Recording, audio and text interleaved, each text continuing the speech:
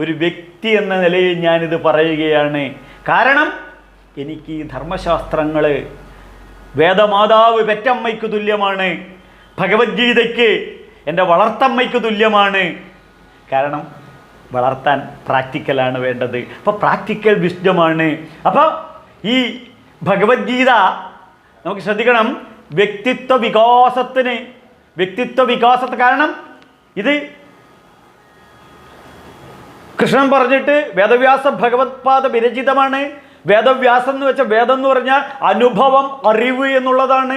ആ അനുഭവത്തെ വികസിപ്പിച്ച് ഇൻ്റർനാഷണൽ സ്റ്റേഡിയായി ജീവിതത്തിൻ്റെ അനുഭവം ആകാശത്തോളം ഉയർത്തുന്ന ധർമ്മശാസ്ത്രങ്ങളെയാണ് വേദവ്യാസം എന്ന് പറയുന്നത്. അപ്പം ഈ ഭഗവത്ഗീത ഉപദേശം